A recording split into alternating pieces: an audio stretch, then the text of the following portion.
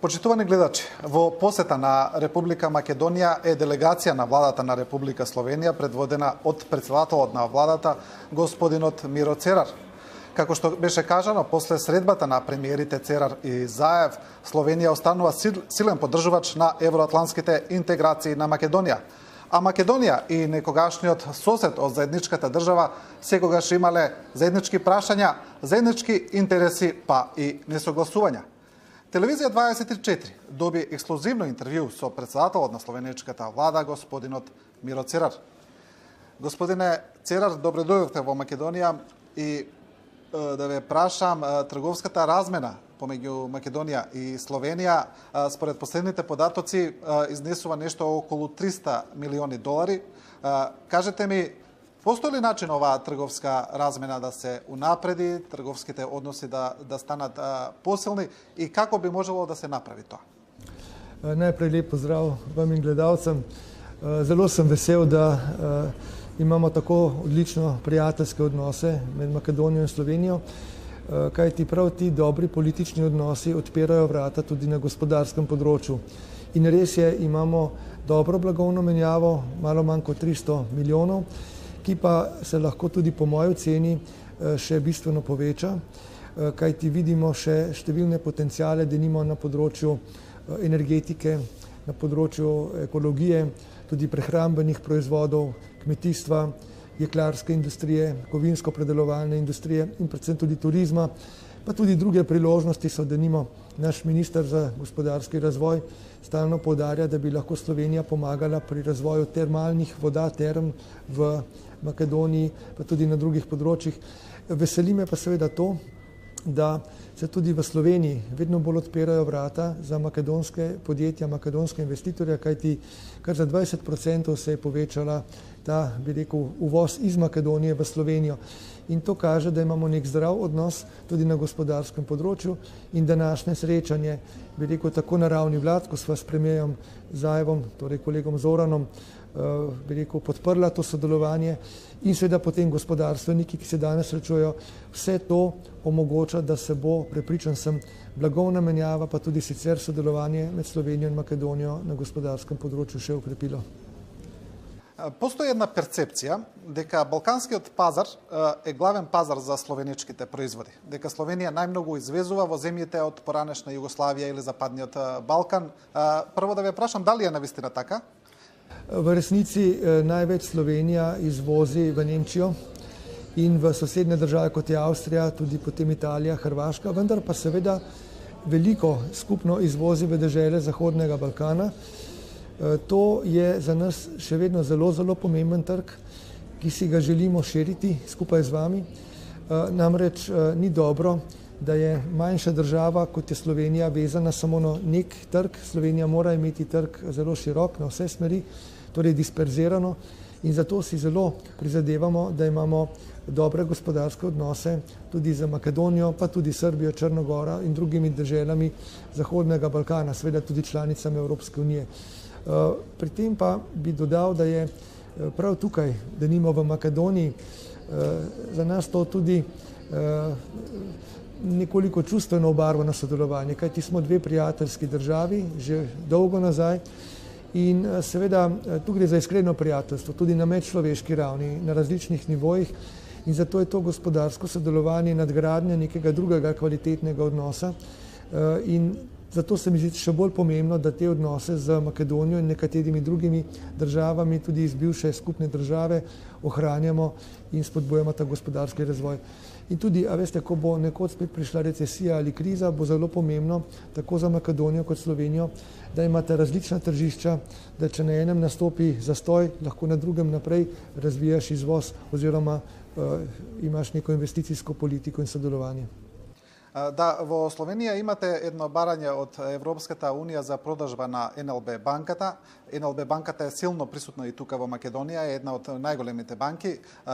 Можете ли да ни кажете во што е всушност проблемот во тоа, зошто Европската унија бара да се продаде и дали евентуална таа продажба, приватизација на НЛБ банката би се одразила и на работењето на НЛБ банката тука во Македонија? Prejšnja vlada, torej v času, ko je bila Slovenija še v zelo hudi finančni krizi, je morala dokapitalizirati seveda NLB, Novo Ljubljansko banko, in seveda takrat je to storila pod pogojem, ki ga je postavila Evropska unija, da se bo ta banka v zameno za ta dobljeni kapital privatizirala postopno. In seveda, ko sem jaz prevzel vodenje vlade, sem moral to zavezo spoštovati in jo še zdaj spoštujem, tako da Slovenija je na poti privatizacije tudi Nove Ljubljanske banke, pri čemer pa so tu nastopili določeni riziki zaradi nekorektne politike sosednje države Hrvaške v zvezi s prenesenimi deviznimi vlogami, s katerimi se je pojavil nek riziko za naše davkoplačevalce v primeru te prodaje. Zato smo, bi rekel, se začeli z Evropsko unijo pogajati na ta način, da bi to prodajo dosegli tako, da bi zmanjšali te rizike in seveda prodali banko po ugodni ceni. Banka bo še vedno tudi po prodaji ostala v 25% v slovenski lasti, predvsem pa, in to je pomembno, je naš velik interes, da ta banka ostane pomembna sistemska banka in seveda še vedno uspešna tudi s svojimi podružnicami na Balkanu. Tako da vlada zelo podpira tudi delovanje, dobro delovanje podružnic NLB v Makedoniji in v drugih deželah Zahodnega Balkana in zato je naš interes, da tudi v Makedoniji ta banka dobro deluje. Tako da sem prepričan, da bo Nova Ljubljanska banka tudi v prihodnje uspešen dejavnik na vašem trgu. V Sloveniji pa se bo, upam, ta prodaja NLB, privatizacija pravzaprav izvedla na nek korekten način, tako da davkoplačevalci ne bodo oškodovani zaradi nekorektnega ravnanja sosednje države. Вие, како што вие и сами откажавте, Словенија ќе биде силен поддржувач за евроатлантските интеграции на Македонија, но тука во Македонија, веројатно и во другите држави, имаме една дебата помеѓу оние кои се за и против Европската унија. Оние кои се против велат дека и државите што влегле во Европската унија од Источна Европа дека не напредувале многу, дека не виделе многу економски бенефит од Европската унија. Прво сакам да ве прашам дали е навистина така, кое е словеничкото искуство? Jaz mislim, da to je nek pogled, ki izuzeti širšega konteksta. Vse države, ki smo se pridružili Evropski uniji, smo napredovali. Seveda pa ta napredek v primerjavi z starimi članicami in velikimi članicami, kot so Nemčija, Francija, države Benelux in tako naprej, še ni takšen, kot bi si ga želeli. Seveda pa smo imeli nižjo štartno osnovo in moramo priznati, da nekatere članice, kot denimo Romunija, Bolgarija, ki so se pridružile kasneje, so imeli to osnovo še na nižji ravni in seveda zdaj, ko se primerjajo članice znotraj Evropske unije, so med njimi dejansko precejšnje razlike, od Grčije do Švedske, od Francije do Romunije. Pa vendar, kadarkoli sedim skupaj z voditelji držav članic Evropske unije, vidim, da vsi razumemo, da je naš skupni, vitalni interes, da ohranimo Evropsko unijo, torej tudi po Brexitu, vidimo, da Združeno kraljestvo se bo pač izločilo iz tega, kajti vidimo, da še vedno Evropska unija prinaša več koristi kot česa drugega. Predvsem je pomemben ta skupni trg. Pomembno je to, da je to odprto področje s 4 svoboščinami. Namreč navadili smo se že, da je tukaj prost pretok blaga, prost blagovnih storitev. Slovenija tudi v, seveda, kot veste, evroobmočju in v šengenskem območju. In od tega lahko rečem, imamo več koristi kot slabih strani. Je pa res, da seveda države, ki smo se kasneje vključile, smo tu v nekem zaostanku, ki ga pa skušamo nadoknaditi. In tukaj so izzivi, tako kot denimo so izzivi na področju migracij in drugod, pa vendar verjamem, da Evropa ima samo eno možnost. Ali integracija in skupni razvoj naprej, torej tudi biti konkurenčen nasproti Kitajski, nasproti ZDA in drugim velikim sistemom, ali pa bo prišlo do neke dezintegracije, potem pa se bomo po moji oceni vrnili v zgodovino, v 19. stoletje in vemo, da takrat ni bilo dobro, ne za Evropo, ne za svet. Tako da zelo verjamem, da tudi Makedonija in nekatere druge države Zahodnega Balkana morajo postati del Evropske unije, seveda morajo za to izpolniti pogoje, moramo jih pa mi intenzivno podpirati na tej poti in tudi ves čas sedaj v tem vmesnem obdobju gospodarsko, kulturno, politično tesno sodelovati, da pravzaprav že zdaj postajamo del in ostajamo del iste družine. Да, гледаме дека во Европската Унија па и меѓу НАТО членките во последно време има разногласија, има некои несогласувања. Тоа последно е покажано со случајот Скрипал, со протерувањето на руските дипломати. Сега, Македонија, која не е членка на Европската Унија и НАТО, се реши да протера руски дипломат, додека Словенија не го направи тој чекор. Како го објаснувате тоа? Вие се сомневате во објаснувањето на вашите сојузници за тоа што се случило во однос со Русија? Погледajte, Slovenija je pravzaprav že podprla skupne ukrepe Evropske unije, ki se je solidarizirala z Združenim kraljestvom nasproti Rusiji. Mi smo sprejeli skupno izjavo na ravni Evropske unije, ki je bila zelo kritična do Rusije, in hkrati tudi sprejeli skupni ukrep, da se pokliče veleposlanike Evropske unije iz Moskve na razgovor v Bruselj. Hkrati je Slovenija tudi podprla skupni ukrep Zveze NATO, to se pravi izgon nekaterih diplomatskih predstavnikov Rusije v okviru, bi rekel, skupnega ukrepa Zveze NATO. Od tu naprej pa se je vsaka država sama odločila, ali bo sprejela še kakšen dodatni ukrep. Nekaj držav ga ni sprejelo, nekatere so sprejele ostre ukrepe. Slovenija je v skupini skupaj denimo z Luksemburgom, Malto, Slovaško in Bolgarijo, ki so se odločili, tako kot mi, da pokličemo našega veleposlanika iz Moskve na konzultacijo. To je bila naša odločitev in verjamem, da je tudi makedonska vlada dobro premislila, zakaj je sprejela ta ukrep. Да. Кажете ми, вие поднесовте оставка пред одржувањето на вашите парламентарни избори. Тоа е после една одлука на Врховниот суд на Словенија, но за тој ваш потек има различни анализи. Некои велат дека е искрен потек, но други велат дека е уште еден ваш обид да добиете популарност пред изборите. Искрена е оставката, навистина е морален чин или? Moj odstop je bil pravzaprav nekaj zelo spontanega. Jaz sem se za to odločil neposredno po odločitvi Vrhovnega sodišča, ki je pomenilo še eno overo na poti do izgradnje drugega tira, kajti vi veste, da jaz in naša vlada zelo močno zagovarja projekt izgradnje drugega tira od Luke Koper do Divače, se pravi modernizacijo železniške poti, da bo Slovenija imela močno transportno povezavo od Jadrana do Srednje Evrope. In žal se je tu pojavilo zelo veliko ovir, veliko, bi rekel, tudi nasprotovanj, ki so nekorektne. No, in ko sem videl, da tudi ta sodba pravzaprav pošilja ljudi še enkrat na referendum, kajti mi smo imeli referendum o tem projektu drugi tir, ljudje so ga podprli in zdaj morajo ljudje še enkrat na ta referendum, da se ta referendum ponovi. Jaz sem iz protesta odstopil. To je bila iskrena odločitev.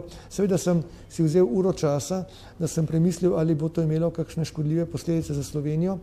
Ko sem ugotovil, da ne, da se bližajo volitve, ko sem tudi potem sklical še isti dan vlado, da smo neke zadeve še sprejeli kot opolnomočena vlada, sem lahko mirno sprejel to odločitev, ki je izključno samo znak protesta proti politikam, ki so se zdaj v zadnjem času nakopičile. Namreč v predvolilnem času so želele različne politične stranke, pa tudi drugi deležniki, izkoristiti ta čas za izsiljevanje vlade, da bi vlada namenjala določena sredstva, ki pa jih ni dobro ta hip deliti, kajti Slovenija je v tem obdobju, ko vodim vlado, finančno konsolidirala našo državo.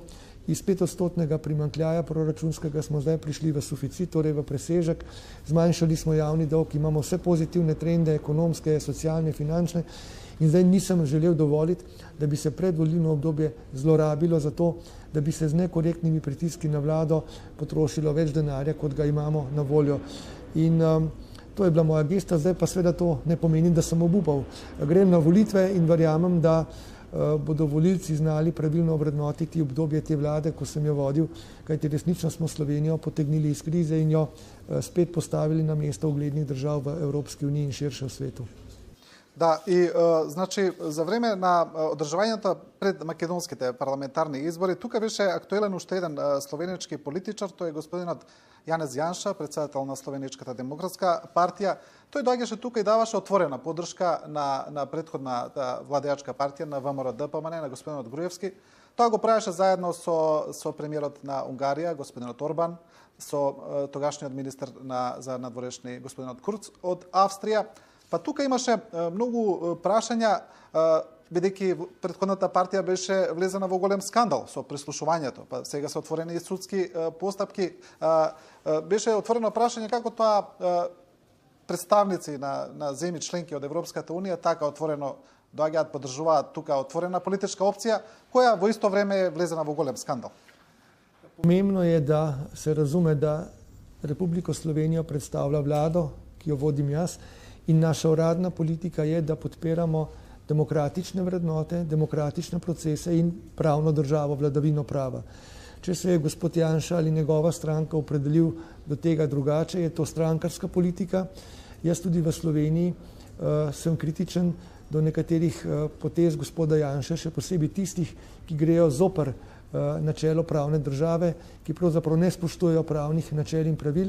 In zato cenim to, kar se zdaj dogaja v Makedoniji, da se država spet usmerja v spoštovanje demokratičnih vrednot, v spoštovanje parlamentarnih in drugih procedur, kajti to je edina pot v demokraciji, da lahko neka država, pa tudi neka širša, bi rekel, skupina držav, kot je Evropska unija, da nima obstane. Tako da na vladavini prava moramo temeljiti vsi, še posebej za manjše države je to zelo pomembno, kajti manjše države so v širših integracijah, kot je denimo Evropska unija, varovane prav na podlagi pravnih pravil. Kajti, če se pravna pravila ne spoštujejo, potem prevlada zakon moči, prevlada močnejšega in to seveda ni več demokracija, to je nekaj drugega. In zato si Slovenija in jaz ne prizadevamo. Ne bi komentiral teh stikov med sorodnimi strankami, to se dogaja na evropski ravni normalno, da se sorodne stranke povezujejo tudi preko državnih meja, vendar pa je treba presojati te povezovanja in njihove pristope na podlagi evropskih vrednot. In jaz verjamem, da je za Makedonijo ključno, da seveda zdaj v prihodnje še močneje pokaže, da spoštuje te evropske vrednote. To je pomembno za njene integracije v Evropsko unijo in NATO. Господине Церар, ви благодарам за интервјуто за Телевизија 24.